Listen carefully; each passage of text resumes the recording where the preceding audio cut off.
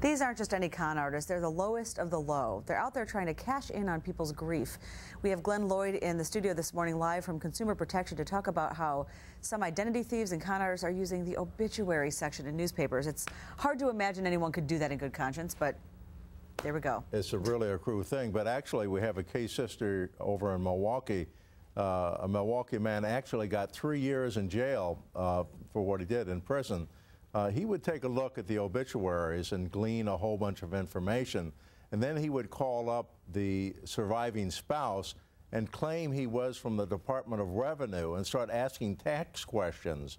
And then he would ask, you know, Social Security numbers and stuff that he used then to steal someone's identity. And he applied for some benefits, and I believe he also got a credit card and a dead person's name. And they're usually trying to collect money, claiming that someone owes back taxes or claiming that someone has a debt on some sort of card or account that no one knew about. Yeah, and that might fool you. You know, your spouse dies and Department of Revenue calls.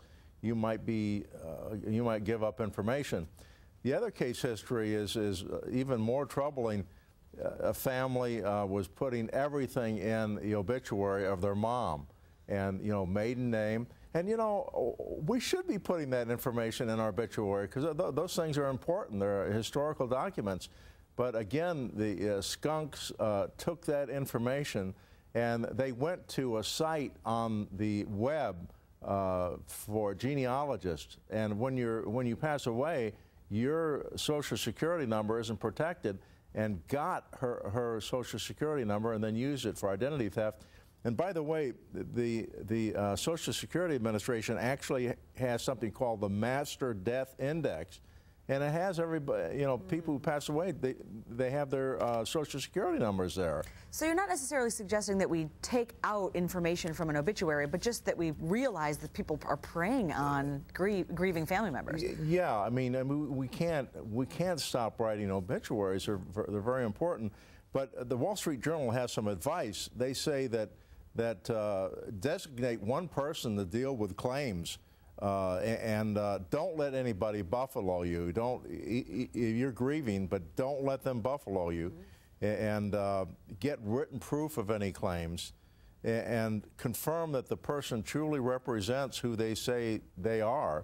And call the company back. You don't have to make any decisions right now. Right. Call them back and find out if they're actually legitimate. And what con artists and identity thieves have done so well is convince people to hurry up and pay, or hurry up and do this because you're running out of time or because you owe now, but you always have at least time to hang up the phone and make another phone call, or hang up the phone and designate a family member. I think that was an important point that they were making for protecting yourself. Yeah. If you are an extended family member and you perceive that a family might need some help with this, offer to be the one that you could be the spokesperson or take in all that kind of information with a sound mind, probably. Yeah, the surviving spouse is not in any kind of shape to do that, so someone else should do that for them. All right, Glenn, this has been great information. If you have any other questions for Glenn or consumer protection issues, that phone number on your screen is the one to call. It's 1-800-422-7128.